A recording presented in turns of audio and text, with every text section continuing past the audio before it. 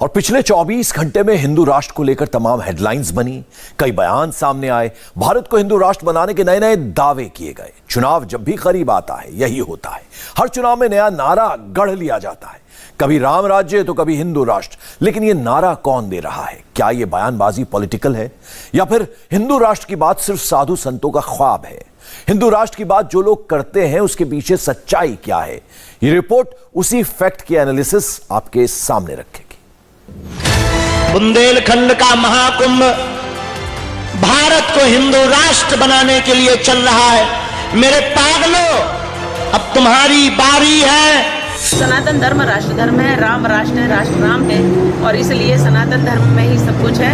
ये हमारा देश हिंदू राष्ट्र बनकर रहेगा। भारत में हिंदू ज्यादा है तो इसको हिंदू राष्ट्र डिक्लेयर होना चाहिए। चलिए, तब नहीं हुआ, अब हो जाना चाहिए। हिंदू राष्ट्र वाली पिक्चर का सबसे नया पोस्टर सामने आ गया है। सबसे पहले इस पिक्चर के सारे पात्र को देख लीजिए। बागेश्वर धाम वाले पंडित धीरेन्द्र शास्त्री, पुरी पीठ के शंकराचार्य स्वामी निश्चलानंद सरस्वती, बीजेपी की सांसद साध्वी प्रज्ञा ठाकुर, जाने माने भजन गायक अनूप जलोटा, लीड रोल में है उत्तर प्रदेश के मुख्यमंत्री योगी आदित्यनाथ और इनके पीछे तमाम साधु संत। सबसे पहले बात करते हैं योगी आदित्यनाथ की।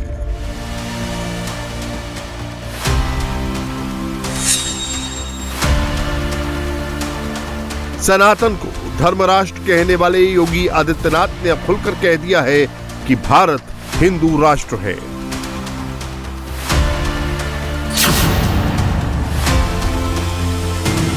योगी आदित्यनाथ का ये ट्वीट इस वक्त बहुत तेजी से ट्रेंड कर रहा है, लेकिन हिंदू राष्ट्र वाली ये आवाज इस वक्त कई लोकेशंस पर गूंज रही है।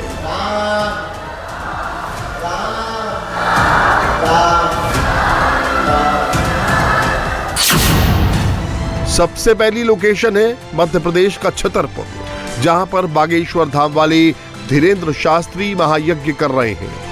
कई साधु संत वहां हिंदू राष्ट्र का आह्वान कर रहे हैं। भजन गायक अनूप जलोटा भी वहीं से हिंदू राष्ट्र वाली मांग कर रहे हैं। और दूसरी लोकेशन है भोपाल, जहां बीजेपी की सांसद साध्वी प्रज्ञा ठाकुर भारत को हिंदू राष्ट्र बनाने का दावा ठोक रही हैं। साध्वी प्रज्ञा ठाकुर का बयान सबसे नया है। सनातन धर्म के लिए जीती हूँ, सनातन धर्म के लिए मरती हूँ। इस राष्ट्र धर्म, सनातन धर्म राष्ट्र धर्म है, राम राष्ट्र है, राष्ट्र राम है, और इसलिए सनातन धर्म में ही सब कुछ है। ये हमारा देश हिंदू राष्ट्र बनकर रहेगा। भारत विश्व गुरु बनेगा, परम वैभव पर पहुंचेगा। साध्वी प्रज्ञा ठाकुर ने हिंदू राष्ट्र वाले एजेंडे में एक नया चैप्टर भी जोड़ दिया है। प्रज्ञा ठाकुर कह रही हैं कि अगर देश में वक्फ बोर्ड है तो सनातन बोर्ड भी बनना चाहिए। भारत में ही हिंदू बड़ा प्रताड़ित था। माननीय मोदी जी के शासन के बाद सबके साथ न्याय होने लगा, लेकिन अभी भी जो अनेक पंथ हैं, उन पंथों में विशेष कुछ पंथ हैं, जैसे वक्फ बोर्ड है। कोई भी जमीन वो ले लेता है और कहता वक्फ बोर्ड की है। जब कानूनी अगर निकाला जाए तो वो ऐसा नहीं होता कि वो उनकी ज़मीन है। एक विडंबना है कि हमारे सनातनी देवी देवताओं के मंदिर ये सब ट्रस्ट को बन गए हैं, तो वो सरकार के हाथ में चले जाते हैं। इससे मुक्त होना चाहिए। और हिंदू का धन यानी श्रद्धा का दान जो मठ और मंदिरों में लगता है, वह हिंदुओं के विकास, हिंदुओं के बच्चों के पढ़ाई लिखाई में, उनके रोग निदान में, मंदिरों के भव्य निर्माण में और हमारे सनातन के विकास में लगना चाहिए। यही हमारी प्रक्रिया है, और इसलिए यदि सनातन बोर्ड की आवश्यकता पड़ी तो वो बनना ही चाहिए, और इसकी कुछ और चीज़ें इसमें सम्मिलित करके इसकी डिमांड रखना स्वाभाविक है। हिंदू राष्ट्र की सबसे ज्यादा गूंज बागेश्वर धाम में सुनाई पड़ रही है। बागेश्वर धाम में इस वक्त बहुत बड़ा यज्ञ चल रहा है। हजारों साधु संत वहां इकट्ठा हुए हैं। सबकी मांग एक है, भारत को हिंदू राष्ट्र बनाओ।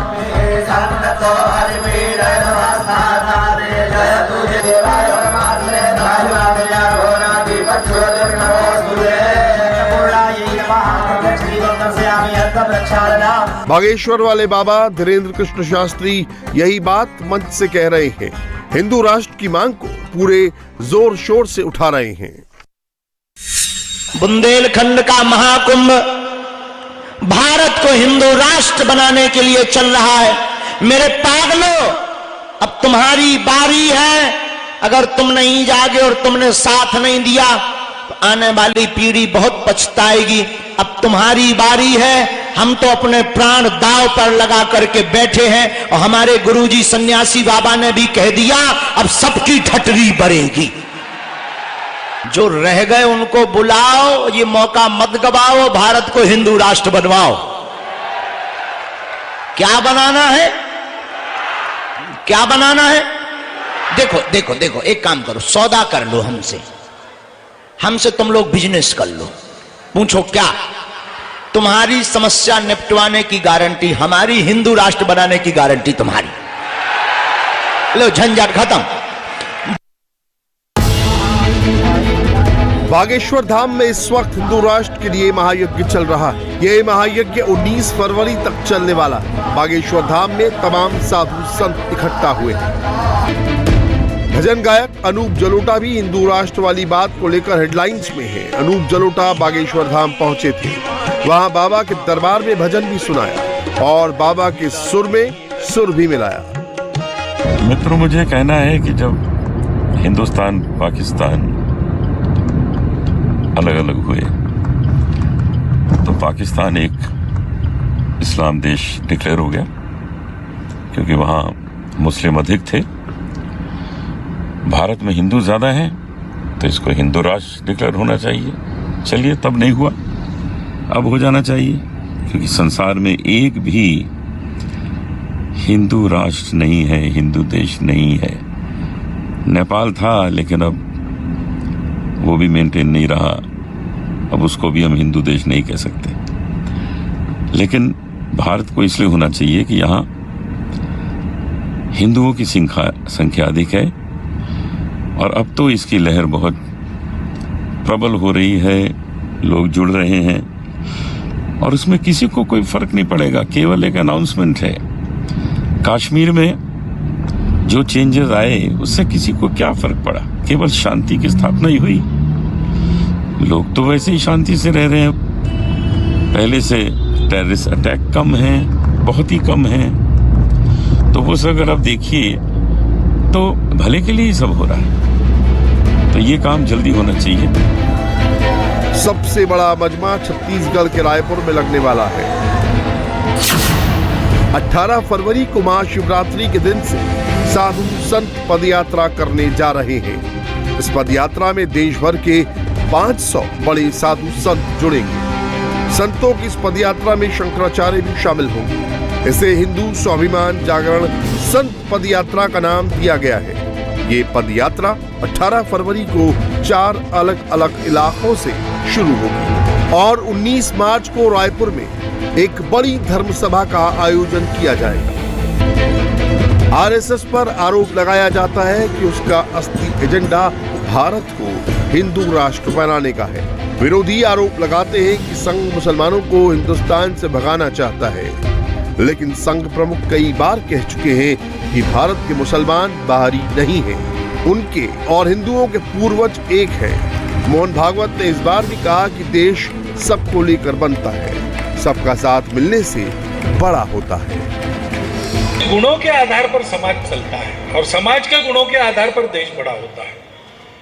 कोई एक व्यक्ति, एक समूह, एक विचार, एक तत्वज्ञान, उसके आधार पर देश बनते बिगड़ते नहीं है, वो अलग अलग होते। आज दुनिया के जो अच्छे देश है उसमें सब प्रकार के विचार हैं, उसमें अच्छे नेता उसमें भी है और जिन देशों की हालत अभी खस्ता है उसमें भी नेता अच्छे मिलेंगे नहीं, ऐसा नहीं, वहां भी मिलते हैं।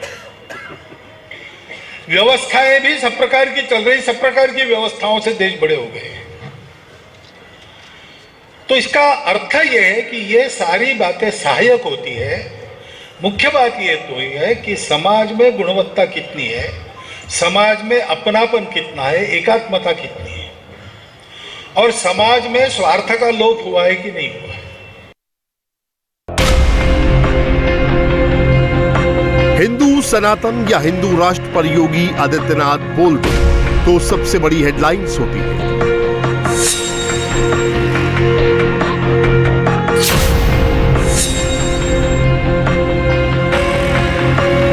योगी के एक ट्वीट ने वही काम किया है। योगी आदित्यनाथ साफ साफ कह रहे हैं कि भारत हिंदू राष्ट्र था, हिंदू राष्ट्र है और हिंदू राष्ट्र रहेगा। इसका नरेशन वो अपने तरीके से करते हैं। सनातन धर्म सबको सम्मान देता है।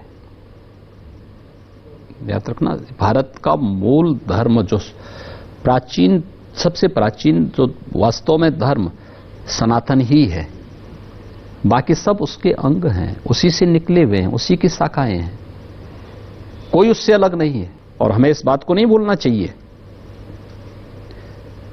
कि भारत आज के दिन पे सेकुलर है इसलिए क्योंकि ये हिंदू बाहुल्य है,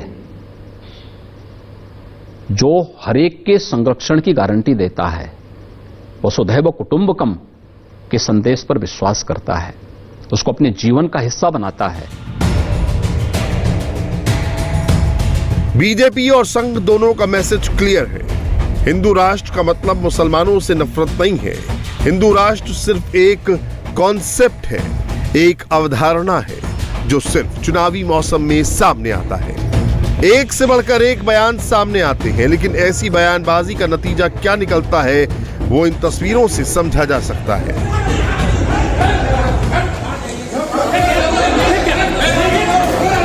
मानस की महाभारत पर मौर्य और महंत भिड़ गए।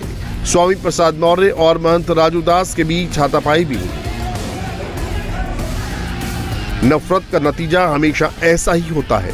महाशिवरात्रि के तोरण द्वार बनाने को लेकर दो गुट भिड़ गए। लाठी डंडे चले, पत्थर चले, मकान, दुकान और बाइक सब में आग लगा दी गई। घंटों तक शहर का मस्जिद चौक इलाका युद्ध का मैदान बना रहा।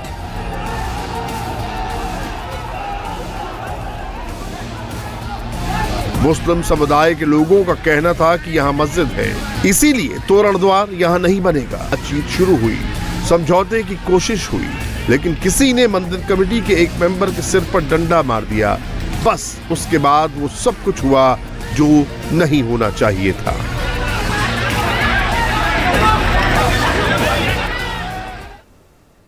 इंडिया टीवी हर वक्त हर जगह डाउनलोड करने के लिए सर्च करें India TV news Google play store या ऐप स्टोर पर।